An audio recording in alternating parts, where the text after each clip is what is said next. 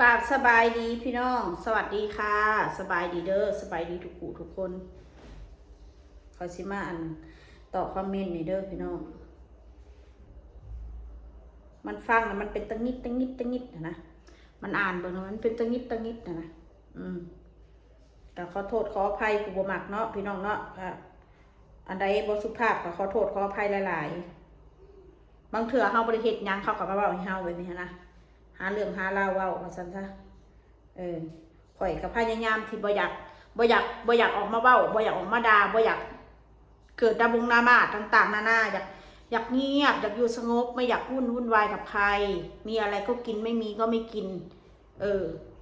มีกินเท่าที่มีว่าซั่นซะเรื่องทุกเรื่องยากนู่นอันนี้อันนั้นเฮาก็เข้าใจว่าเฮามันบ่มีเฮาก็อยากลำบากแน่ก็บ่เป็นหยังแต่ก็จักตอบนะถึงเฮาสิลำบากอยู่แต่จิตใจเฮามันก็ยังเข้มแข็งอยู่พี่น้องเอ้ยถ้าเฮาอ่อนแอมันก็แห้งแย่ถ้าบ่ลุกสู่บ่ลุกไปบ่มาแห้งแย่พี่น้องคนเฮานะท้อได้แต่อย่าถอยเพราะว่าชีวิตเรายังเดินหน้าอยู่มันยังบ่ได้จบในมือนี้มืออื่นว่าซั่นซะเนาะพี่น้องเนาะคนเฮานะมันก็มีขึ้นมีลง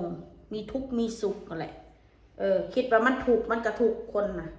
คิดว่ามันสุขมันก็สุขมันอยู่ที่จิตใจนะพี่น้องเนาะ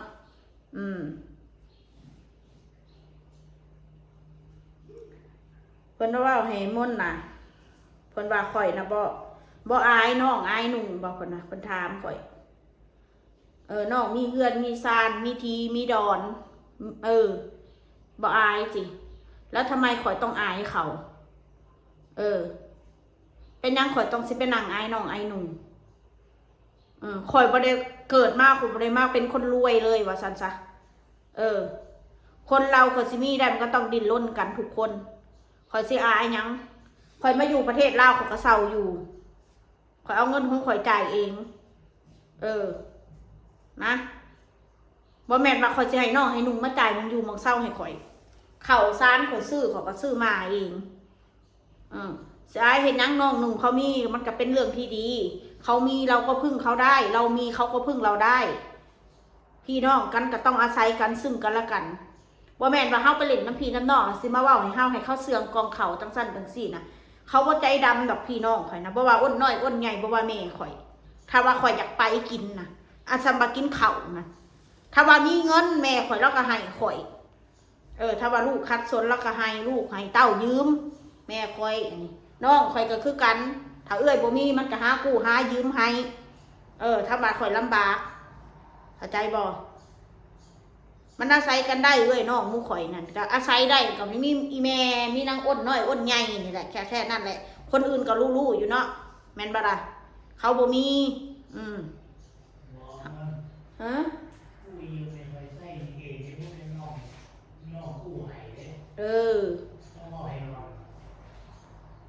เขาก็ต้องใส่เองอยู่แล้วล่ะพูดถึงนะเอ้ยน้องกันเวลาบ่มีก็ซอยเรือกันคอยบ่แมนว่าคืออันเอ้ยน้องมาเล่นน้ำไปกินของมันเด้อพากันไปกินของมันเดียวมันทวงบุญคุณคอยบ่เคยทวงบุญคุณน้ำพี่น้ำน้องมีแต่ซุ่มที่บ่มักมันเว้าเองว่าข่อยนะมักทวงบุญคุณข่อยก็แค่ว่าเวลาการละครั้งหนึ่งมากูก็เคยมีเงินล้านเงินแสนว่าซั่นซะเอ้ยน้องก็ได้เคยอาศัยไพ่พึ่งกูเนาะว่าซั่นซะว่าแม่นว่าเขาสิบ่ได้เคยอาศัยกูเลยกูก็เคยได้ซอยเรือน้องหนุ่งในช่วงเวลาหนึ่งอาจจะไม่มากมายแต่ถ้ามันไม่มีเงิน500เงิน1,000มันก็มีคุณค่าสำหรับเฮาบ่มีเข้าใจบ่ถ้ายามมีเงิน500เงิน1,000ก็บ่เห็นคุณค่าว่าซั่นซะคนเฮานะ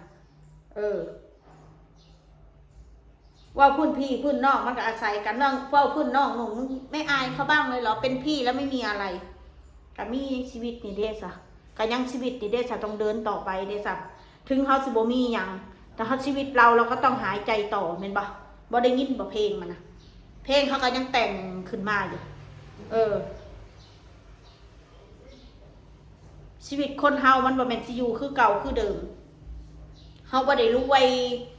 เกิดมาเขาไปได้รวยไม่ยังอันน่ะคือเป็นแนวนั้นอันนี้ลูกกระพอเนี่ย เลยหลอกเราได้พอ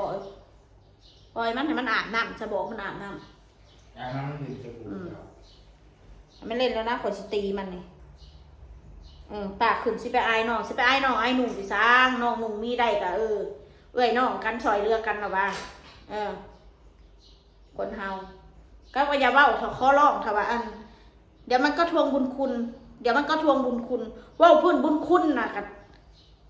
ต่างคนก็ต่างมีบุญคุณต่อกันแหละเอ้ยกับน้องนะมันบริวารแต่ข่อยมีบุญคุณกับเขาเขาก็มีบุญคุณกับข่อยถ้าเฮาไปเล่นน้ำพีน้ำน้องแล้วว่าเฮานี่ไปกินเข่าไปหนูกินมันก็สิเป็นยังเฮือนเข่าเฮือนน้องเข่าเฮือนแม่เพื่อนนางอ้นใหญ่นะข่อยอยากไปกินยังข่อยก็กินโลดอ่ะข่อยบ่ได้จำเป็นว่ากูขอกินเนี่ยข่อยอยากกินข่อยก็กินโลดอีหยังในตู้เย็นมันมีหยังข่อยก็จกเอามากินโลดถ้าเพื่อนอ้นน้อยเราข่อยบ่กล้านะอ้นน้อยมันก็เอื้อยน้องกันอยู่แต่มันก็คนละพ่อคนละแม่มันบ่คือพ่อแม่คันกันตามกันออกมาถามว่าเฮาเกรงใจน้องเฮาเกรงใจก็เป็นบางเรื่องอันใดที่เฮาสมควรเกรงใจเฮาก็ต้องเกรงใจอันซ้ำกิน1ข้าวกินเผ็ดแนวอยากแนวกินนี่ขอยบ่ได้เกรงใจนะขอยบอกตรงๆเลยเพื่อนอ้นใหญ่นะเพื่อนแม่เขาคือกันขอยอยากกินนังมียังในตู้เย็นขอยอยากเอามาเฮ็ดกินขอยเฮ็ดกินก็คนในครอบครัวเราเองขอยบ่ได้คิดมากว่าซั่นซะแต่ถ้าเป็นบ้านอ้นน้อยขอยบ่กล้าชวนลวดแน่นอนอ้นน้อยกับแม่อยู่ว่าเป็นน้องแต่เขาก็คนละพ่อคนละแม่ครับเฮาเอ้ยน้องกันต่างพ่อต่างแม่น้องเขาก็ดีบ่ได้มีปัญหาหนูว่าพูดอ้นน้อยถ้ามันมีมันก็อาศัยได้เอ้ยน้องของข่อยน่ะอาศัยได้นางอ้นน้อยน่ะเราจบอยู่พี่น้องเอ้ยถึงเราสิต่างพ่อต่างแม่เราก็จบกับพี่กับน้องกับข่อยอยู่ซั่นเราดีกับข่อยอยู่มีหยังเราก็กินน้ำกันแหละเอ้ยน้องกันส่วนอ้นใหญ่ก็แห้งอันนั้นไปอีกแบบหนึ่งแล้วน้องแท้ๆน้องเฮ็ดได้จ้ะถ้าข่อยเห็นน้องมีก็ดีใจน้ำเขา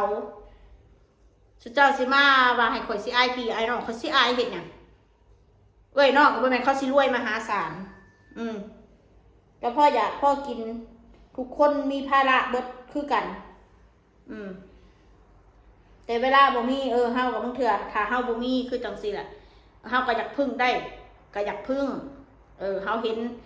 คนเฮามันก็บ่แม่นว่าสิจมแบบนี้ตลอดไปดอกพี่น้องก็บ่แน่ขอยก็บ่ฮู้คือกันหรือว่าสิจนกว่านี้ขอยก็บ่ฮู้หรือว่าอาจจะรู้ไว้ก็ขอยก็บ่ฮู้พี่น้องเอาเป็นว่าชีวิตขอยตอนนี้น่ะคือขอยบ่ได้คิดหยังหลายแล้วกินไปวันๆไปหาได้ก็กินไปแค่นั้นแหละเฮาบ่มีทางเลือกก็สิหยังน่ะแล้วก็ขอยก็สิแจ้งอีกเรื่องนึงมีแนวนี้เด้อพี่น้องเด้อบัดนี้ก่อนสิจบคลิปข่อยก็สิขายของขายแนวอย่างแนวกินนี่แหละแต่ว่าเฮาบ่มีห้านมีหยังดอกข่อยสิขายเป็นออนไลน์เอาผู้ใดอยากสั่งตำสั่งยำสั่งได้เด้อพี่น้องเด้อข่อยสิซื้อของกินมายัดที่ตู้เมียนสั่งแล้วก็ไปส่งเอาแบบนั้นหารายได้พิเศษมื้อละ100 200ก็สั่งมันดีกว่าเฮาบ่ได้หยังเลยอย่างน้อยเฮาก็ได้จ่ายค่าน้ำค่าไฟอยู่ในนี้อยู่ลาวนี่มันดีแต่ว่าค่าน้ำค่าไฟมันบ่แพงเดือนนึง50-60,000กีบว่าซั่นซะข่อยก็สิขายตำขายยำคือเก่าข่อยสิซื้อของมาเมียนแล้วผู้ใดสนใจค่ะอยู่ใกล้แถวมื้อนี้ข่อยก็ส่งให้บ่าวเพชรแล้วส่งให้หรืออ้นน้อยอ้นใหญ่อยากกินหรือว่า FC อยากออเดอร์ให้เขากินก็ได้เด้อพี่น้องเด้อข่อยสิซื้อมาแล้วก็ข่อยสิเฮ็ดแบบนี้เอาเพราะว่าเฮายังบ่ฮู้จักว่าง่ายๆซะคือเฮายังบ่มีเงินสิไปเซาของหันของนี่ดอกยังบ่กล้าว่าซั่นถ้าเกิดไปเซาจิตาลักษณะถ้าเกิดสิไปกู้หนี้ยืมสินมาสมุดว่าไปกู้หนี้ยืมสินมาเฮ็ดแบบนี้นะแล้วมันบ่ได้ขายแล้วมันสิแย่เฮามันต้องเสียค่าเช่านะลองสิเฮ็ดแบบออนไลน์ลองเบิ่งแบบผู้ใดกินแล้วก็ผู้ใดอยากกินก็สั่งเอาเด้อพี่น้องสั่งแล้วก็ไปส่งให้มีแต่นั้นน่ะได้มื้อละ100 200มื้อใดบ่ได้ก็สั่งมันเฮาบ่ได้เช่ามีแต่นั้นเด้อขอว่าให้พี่น้องฟังซะมีแต่สิหาเงินแบบนี้เอาแล้วก็เฮ็ดคลิปไปเฮ็ด YouTube ไปนี่แหละอย่างหน่อยเฮาก็ได้มีแนวเฮ็ดแนวทำดีกว่าอยู่เฉยๆเนาะพี่น้องเนาะถ้าเฮาสิมาเฮ็ดแบบคลิปแบบมานั่งกินคือสมัยตะกี้เฮาก็บ่อยากพี่น้องแบบร่างกายเฮามันก็เฒ่าแล้วเฮาบ่ได้กินเก่งคือสมัยตะกี้แล้วคือเฮากินข้าวนี่ยามมื้อเช้ามันก็ฮู้นมื้อแลงจังกินแล้วเฮาก็บ่สามารถที่ได้คลิปว่าซั่นซะ ถ้าเฮาบ่เฮ็ดในตรงนี้ในจุดนี้มันก็ยากที่จะได้คลิปถ้าว่าคลิปออกมานั่งเป้านั่งด่านี่มันก็สิบ่มีอีกแล้วล่ะพี่น้องมีแต่สิออกมาเว้าแบบนี้แหละค่ะได้มันบ่พอใจกันให้เว้าแน่เด้อถ้าสิบ่ให้เว้าเลยให้เงียบเลยขอยก็บ่เงียบเรื่องลูกข่อยนี่คือกันหลายคนเว้าให้ลูกข่อยก็สร้างเอาเป็นว่าข่อยเป็นพ่อเป็นแม่ข่อยฮู้ดีเนาะคนอื่นสิมารู้ดีกว่าข่อยผู้เป็นพ่อเป็นแม่ก็เป็นไปบ่ได้แค่นั้นแหละแต่สิให้ออกมานั่งปล่อยนั่งด่านั่งอันนั้นอันนี้ขอบ่เว้าแล้วแต่ผู้ใดอยากเฮ็ดนะได้กับข่อยก็เฮ็ดมันอยากด่ามันบ่เมื่อยก็เรื่องของมันจบเพราะว่าข่อยนะเอาตรงๆแล้วข่อยเมื่อยเขาบอกตรงเลยข่อยเมื่อยที่มานั่งฟังเรื่องไร้สาระเรื่องบางเรื่องที่เขาด่ามาเขาก็กูขึ้นมาหาเถื่อมันไม่มีเรื่องจริงแม้แต่นิดเดียวหาเถื่อเฮาผู้รับรู้ผู้เป็นโตเองเห็นนะเขาฟังเขายังตลกเลยว่าซั่นซะแบบเรื่องบ่มีกระสร้างขึ้นมาให้คนเกลียดเราทั้งโลกก็เข้าใจว่าสร้างบ่เป็นหยังเอาเป็นว่าสร้างกันอยู่ไผอยู่มันอย่ามาก้าวไก่กันแค่นั้นอยากด่าไปโลดเขาบ่รับรู้คือย้อนเขาโตเขาเองเขาบ่ได้เว้านี่ให้ผู้ใดมาหักข่อยไผอยากหักก็หักบ่หักก็บ่เป็นหยังคนแบบข่อยบ่ได้สนใจไผอยู่แล้วไผอยากคบข่อยก็คบผู้ใดบ่คบข่อยก็บ่ได้สนที่ผ่านมาคนคบข่อยเขาก็ฮู้เวลาข่อยมีเงินเขาก็อยากคบบ่พื้นคนนี่แล้วเวลาเฮาบ่มีเงินคือจังซี่แหละก็บ่มีใครอยากคบเห็นหน้าเขาบ่อยากเว้านำเขารังเกียจว่าซั่นซะเอาตรงๆซะคนที่เฮาเคยช่วยเหลือเขาคนที่เฮาเคยให้เงินเขาเฮาไปขอยืมมันคืนมันยังบ่ได้เลยพี่น้องคนเฮาน่ะเอาตรงๆเลยไปมันเป็นแนวนั้นเวลาเฮาเดือดร้อนเฮาอยากยืม1,000 2,000 3,000นี่บ่ได้เลยแต่เวลามันเดือดร้อนมาเนี่ยเฮาต้องหาให้มันว่าซั่นซะคนเฮาน่ะเอาเป็นว่ามันยังก็อยู่ในใจนี่แหละมีแต่อดมีแต่สู้เนาะพี่น้องเนาะข่อยนะข่อยกับผัวข่อยแล้วก็เว้าเรื่องผัวข่อยคือกันเป็นเมียที่แสนดียังนี่ล่ะเพิ่นเว้าเพิ่นข่อยนะกลัวผัวไม่อิ่มมันบ่หมายความว่าแนวนั้นของกินที่เฮาสั่งมาแล้วเรากินบ่เบิดดีกว่าเฮาเอาไปทิ้งไว้แบบนั้นให้ผัวกินดีกว่าผมยังน้อยบ่เผ็ดแล้วก็กินข้าวหลายกว่าข่อยมันบ่แม่นว่าแสนดีหรือบ่แสนดีแต่ว่าเรื่องดีบ่ดีน่ะข่อยกับผัวข่อยน่ะมันแน่นอนอยู่แล้วผู้ใดสิมาเว้าให้พักออกจากกันสิมาว่าผัวข่อยชั่วจังซั่นข่อยบ่ดีจังซี่น่ะซึ่งข่อยน่ะมันผัวเดียวเมียเดียวแล้วพี่น้องคนมันคือกันแล้วไปใส่มาใส่เขาก็ท่วงว่าเจ้าเป็นอ้ายกับน้องหรือเป็นผัวกับเมียถามแหน่มันเถื่อเขาก็ตัวเขาอ้ายกับน้องเขาก็ว่าอยู่คือกันว่าซั่นนั่นแหละมันบ่คืออ้ายกับน้องค่ะมันคืออ้ายกับน้องมันบ่คือผัวกับเมียค่ะจะเว้าหั่นนะโอเคเนาะพี่น้องเนาะไปเบิ่งหมอเบิ่งดวงทางได้ข่อยกับผัวข่อยบ่ได้ป้าบ่ได้ห่างกันซุมเจ้า2คนบ่ได้ป้าได้ห่างลูกก็คือพ่อมีจังซั่นข่อยไปเบิ่งมาเบิดดูดวงในประเทศลาวอันนี้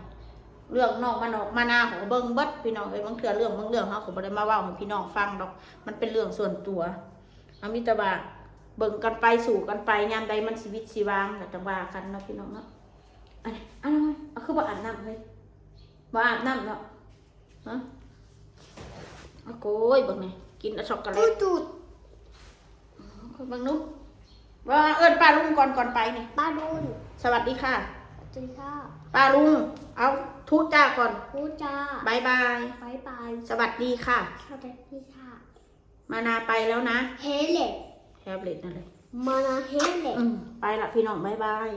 พอเฮ็ดมือถืออยากได้มือถือมาได้ดอกเมมอนโทรศัพท์แม่มนตรวจสัตว์ไม่ได้ขอไม่ขอหน่อยคุณแม่มนจ๋าคนสวยโอเคพี่น้องบายบายค่ะ